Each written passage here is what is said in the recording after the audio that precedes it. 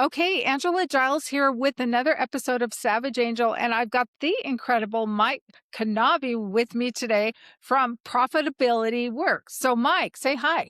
Hello, everybody. We are excited to have you here. Thank you. Thanks for the invite. I You love are more talking than about what construction. I know, and we've had some great talks. It's been really great. I've had the pleasure of talking to you like what, three times, maybe? Yes. Yes. Something like that. So, Mike, tell us a little bit about your background. You've got a very impressive record, so I think it's great that people know how amazing you are. Yep. I've been in the construction industry since the late 80s, a long time. And I started out in the field as a carpenter, framing production houses, and kind of worked my way up into various positions, superintendents, project managers to general manager, to eventually going into corporate America and eventually leading a very large division, construction division for a publicly traded company. How large? Point 5 billion was my P&L. Wow. And how many team members did you have? It was roughly about 3,000. We had 128 offices across North America. Yeah, so you were a busy guy. Was a very busy. I was on the road a lot of airplanes. So, question for you, did you get a lot of miles? Did get a lot of miles. Yeah, and were you able to use them to go to some really cool spots when you weren't working? I'm still using them. Okay, that tells me you've gotten a lot of miles. Okay, so you worked for this company and now tell us how you got to where you're at that now with your So one of current. the things that we did at that company is we had a very robust SOP. I mean, it was just very well done. And over the years, it was always the same thing. The offices that were failing and not doing well, we'd go, fly in to do a triage and fix it. Every time, 100% of the time, what we found was they veered away from the SOP and started doing things their own way. And it just didn't work. Conversely, all the branches I had that were killing it, that was gospel. They followed that thing to a T, and it was just clear that they outperformed. And so towards the end of my career with that company, we had a pretty massive layoff that I had to lay off it was during COVID, and I had to lay off a significant amount of team members. And I just thought to myself, if I could just go out there and kind of share this message of how important these processes are and how much it can benefit companies so that people don't have to be laid off because you weren't getting the work because you weren't competitive and you got to lay your teams off. And so that it really inspired us to go out and just really focus on that aspect of the construction industry. So now you have your own business. Yes, You have a partner. I do have a partner. Yep, Stephanie Simmons. Yes. So tell us a little bit about how you work. And then I want to dive into some really awesome topics today. Yep. So we have a process called the Building Excellence Blueprint, and it's a three-phase process that we use. We can't be hypocritical if we're out teaching how to build processes. We better have a good process, and so we built it out. And so we go in and we first phase is we do an operational audit. So we look end to end from customer acquisition through service. If the company has a service department, we try to find all of the areas that could be streamlined, improved. We give a general report out to the senior leadership, and then we kind of identify, hey, these are some just go do it. These are some short term wins, and then here's some longer term things that we need to tackle in order to get you where you need to be. And it's really about enabling scaling. And so these companies want to grow, and a lot of these trade contractors we work with, the founder is kind of still there and they're capped out at a certain size, and the owner's controlling everything, and they're never going to grow past that until the owner's able to step back and focus on being strategic. And so once we get all these processes and a lot of other things in place, that owner is really able to do that, or they're able to have a much more attractive sale of their business because it's very structured and has a process. We also work with a ton of private equity backed companies. They go in, they buy a platform company, then they might go buy 10, 12 other businesses. Well, all of these businesses are operating completely independent of each other. So you're not really able to gain any synergies from having, this footprint. And so if we go in and try to audit some of these businesses and we take the best of the best, every office out there is doing something just stellar and probably 10 things they should stop doing. So we go out and try to find what's So, that one stellar thing every office does and what are the things we got to stop doing. We bundle that all up together and and put it together. One of the things that we focus heavily on is the change management and what we call bottoms up planning. And so that That means instead of the, executives sitting around a room creating a process that they think will work or using chat GPT, make me a process on how to handle change orders, sending it out in an email to everybody and saying, this is how we do it. We bring the people that are actually doing the work in and they build the process. And what happens is because they've built the process, they're a lot more bought into to working with it. They can't not follow the process they helped create. And then their peers are much more aligned with following that process because it wasn't, some consultant like me creating the process. It was their peers that created that process. And that end result is the change management gets, real long lasting results on what we do. I really like that, Mike. I think that that's strong leadership just with that mindset, right? Of bottoms up, Yeah, because sometimes it's just tough to convince executives that that's the right approach. We've well, I done it. know, but you know what? It makes everyone a leader in their own right, right? When you write your own SOP for the most part and everybody's bought in, then people are proud. And when you own it, it's like it's almost like you have your own little slice of the pie, if you will. Yeah. The other thing that it does is through the process, we've structured our process in a way that it changes the mindset and culture of the organization. So instead of this is how we've always done it, that's why we're going to do it, it's how can we make things better? It's that continuous improvement culture, which really shifts in an organization. And we've seen it time and time again with every client we've worked with. And, now we're 5.5 years into this thing. And, we go back to clients to do other work. And we talk to people who were in the original, 5.5 years ago, and they're still jazzed up. They're still doing it. That culture is still there because it's embedded. And, that's what makes my job, why I love my job so much. It's exciting to go back and see like you literally changed the entire culture and, probably kept some people working that may have been thinking about going somewhere else because they were a little bit bored with what they were doing day to day. And now we've given them a new skill set that they didn't have before. And, it's a little more challenging challenging environment for them. Well, I think that's fantastic. I love this. Okay, so now let's go talk about skilled workers and the deficit that's going on right now in the United States. I would love to get your take on that because I know that you have a healthy take on that. I have a controversial take on that, I'm told. So Well, I there's said no, healthy. Does healthy mean, that's my way of saying it nicely. okay. Well, there's definitely, it's a statistical fact that there's Mhm. a labor shortage and it's just going to continue to get worse. It's, uh, it's, It's going to get better, I'm pretty positive of that, but in the time frame it's gonna take to get better, there's gonna be a massive gap, but one of the biggest things that we see over and over and over again is that, yeah, maybe you're short a few hands, but you're short even more because of how you're operating your business and you're not Yes. following processes, and so people are inefficient, it seems like you need more labor to get more done, when in fact, if you just kinda streamlined everything and said, had good clean handoffs and everybody knew their roles and responsibilities and the workers in the field had the information and equipment and materials they needed when they needed it, you're going to get a lot more output out of the same amount of workforce. And so that's really where we see it going.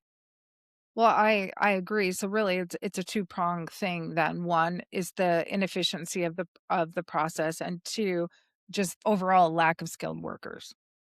Yep. And so, we're seeing, the really good forward thinking contractors, they know this and, they're building their own academies, they're building, their own training centers and curriculum. They're, doing purposeful mentorships.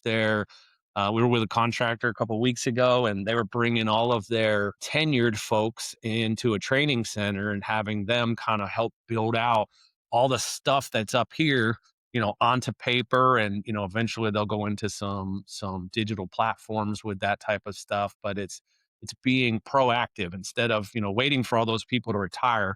Let's get everything out of their head. Let's put it all down on paper and then use that to make a training curriculum so that we don't have to hire experienced people. We can hire people off the streets that don't have experience and help coach them and train them and guide them and mentor them until they're productive.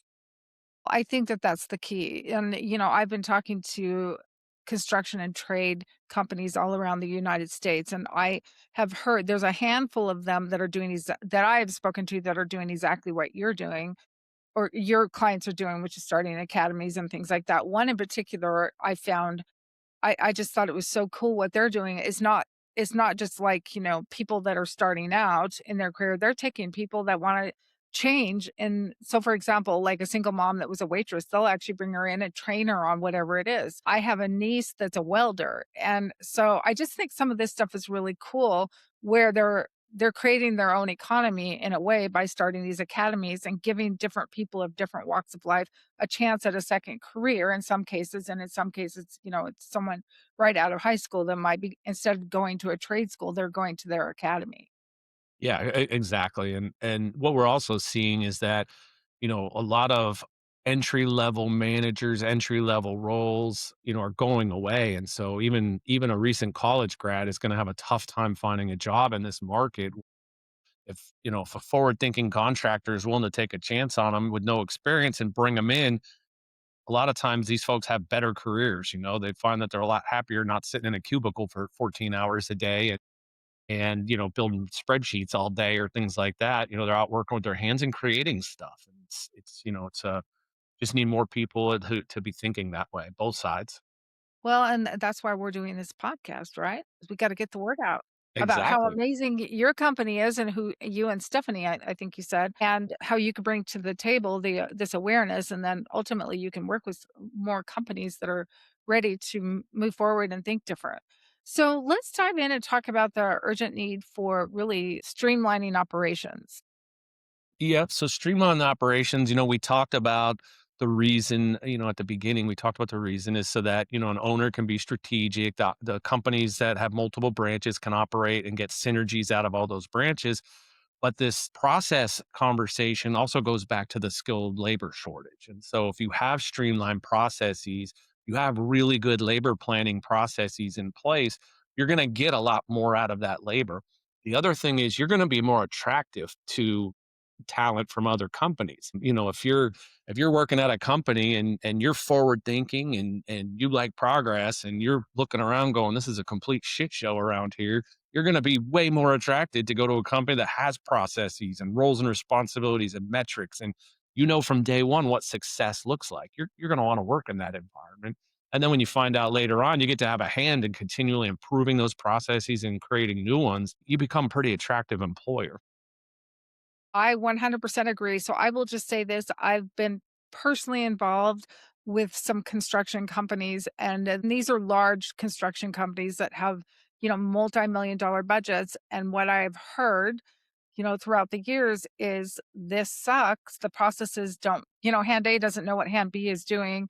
They're all in Exactly. a silo, and I don't want to work here anymore. And it's a big churn. And that's not good.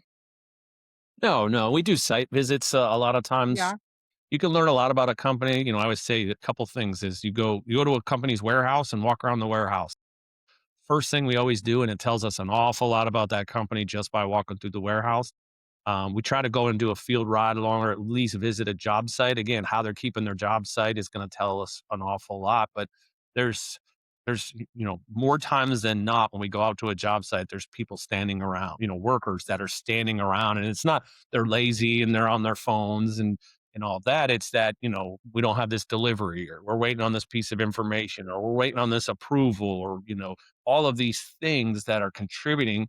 And like you said, Angela, that put yourself in your shoes. That's frustrating. You show up to work. These guys and gals just want to come to work and work an honest day. They don't want to be standing around twiddling their thumbs, waiting because then they know the job is going to start falling behind. And then you know, when it starts to fall behind, now bad things happen because now the next job is supposed to start. So you're Yep. pulling a guy off of this job site for half a day to go work on the other one. So you could check that box and say, I was on your job site today, but if anybody has ever worked in the field knows you're not very productive when you're on a site for a half a day and you're going to a different site for half a day. And so it just snowballs where now you have this huge labor problem.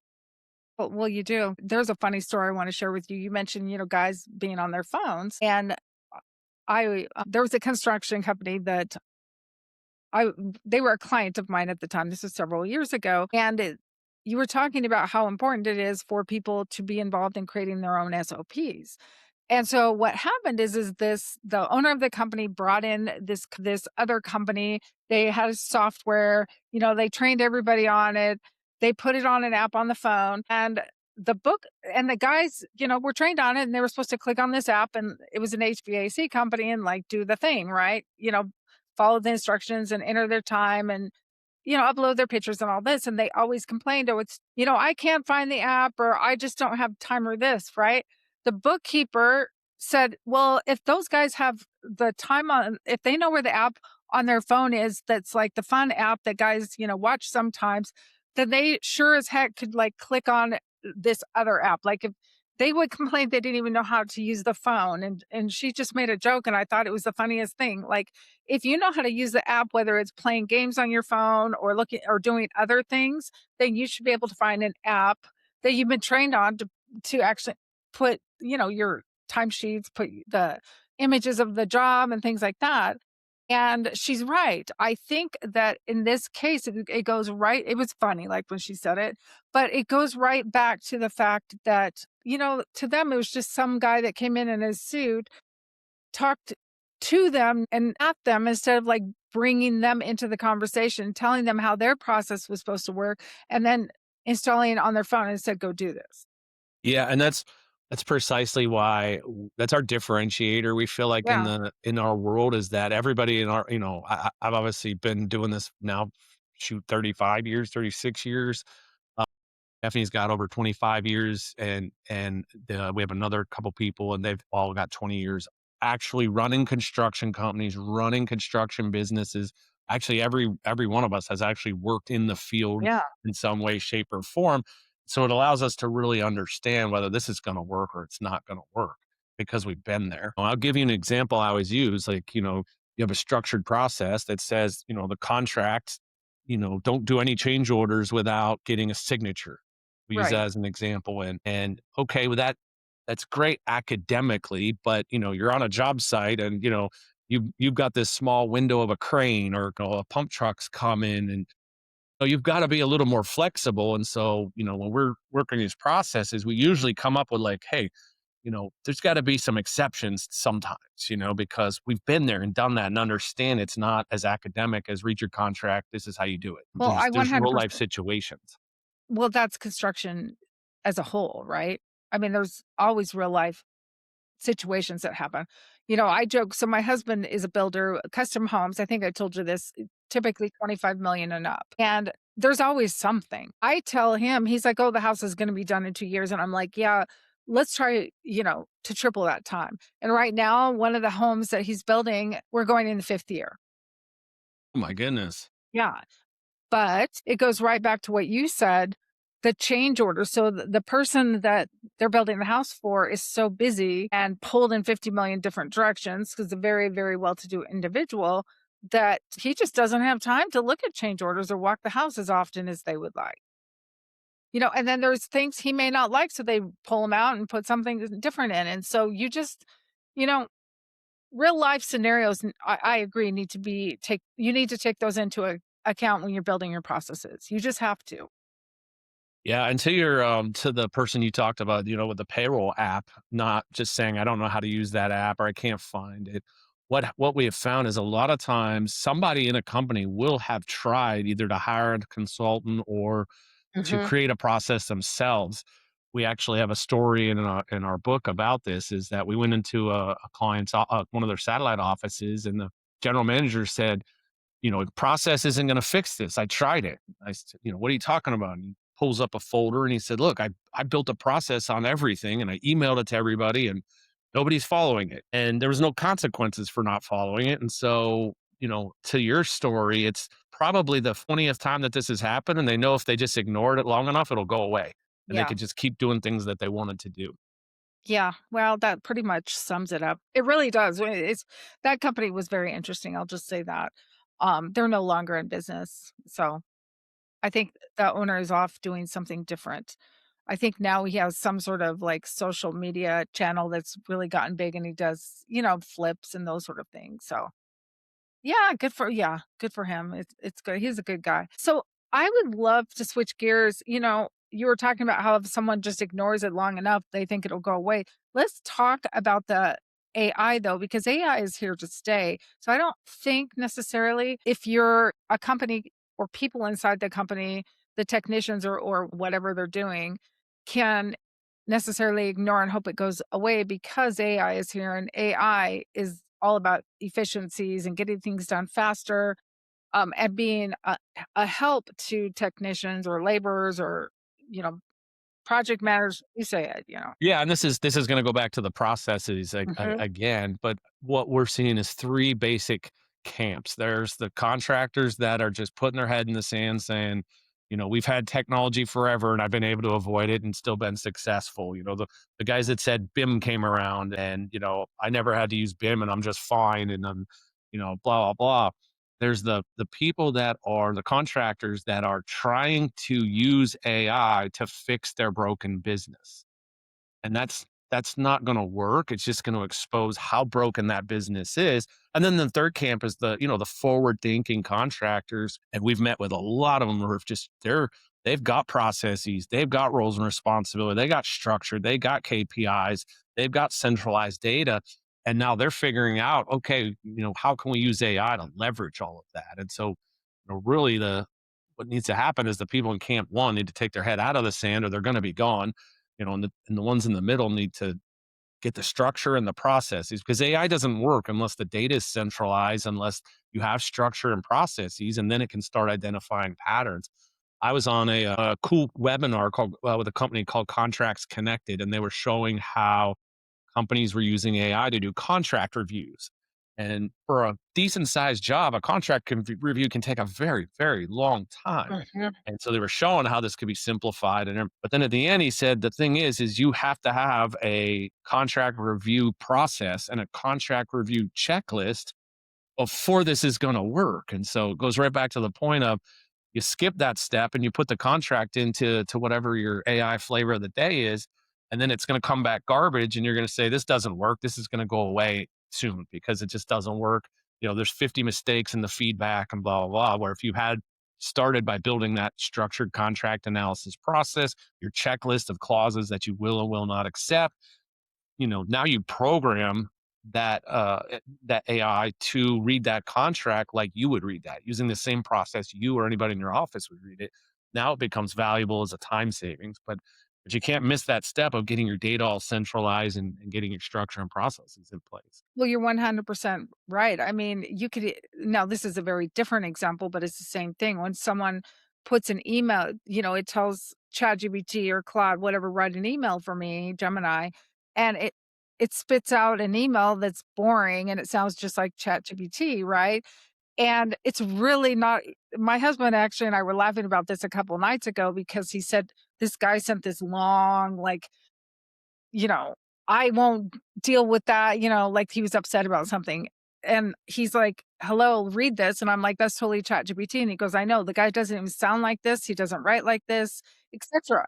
And I'm like, "I know, you've got to train your AI to talk in your voice and you know, mimic you, if you will."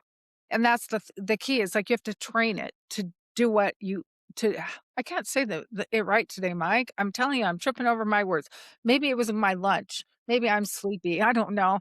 But you've got to train it so that it can spit out the right information and not give you garbage, is basically where I'm going. And it's the same thing with your teams and in construction Mhm. companies. I mean, that's why you need that process and structure so that they're efficient and the results they're giving are spot on and not garbage. Well, exactly. And so, Mike, I know you work with larger companies. However, you're very knowledgeable. You're really interesting to talk to. I mean, I think you've been around the block. What advice would you give like a smaller company, especially because we talked a lot about processes, we talked a lot about talent and things like that. But what if you're a smaller company that's, wanting to grow really fast and you don't have the team in place to build like major processes yet, or you're a small shop and you want to grow larger? What would you say to that demographic? What is their very first step? I mean, a good place to start if I was the CEO of, say, a $20 million a year Yeah. company or the owner of a $20 million a year trade contractor, and I was looking to scale this thing up. uh, we wrote a book called Building Excellence, and it basically outlines that process of what to do. And so the book was really written so that CEO or COO or owner is going to read this and feel themselves in it. We use real stories with real companies and real examples and real case studies, and it really walks you down the path on how to do this with your team. You're going to be able to be successful doing it that way. In the forward of our book, there's actually a CEO of a company who said, we learned from Mike how to do this and we tried to do it ourselves and it took years. We wish we had just hired him to get it done. But I mean, that resource is there for that. And, and there's a lot of other resources out there as well, but it's making that conviction and it's really focusing on the bottoms up planning. Because a lot of times what we see is CEOs and COs, even of big companies, when we go in, they tell us what they believe the problem is. And we ask specific questions about things being done, and they say, oh, yeah, that's being done. But then when we go talk to superintendents and foremen, it's a completely different story of what's actually happening.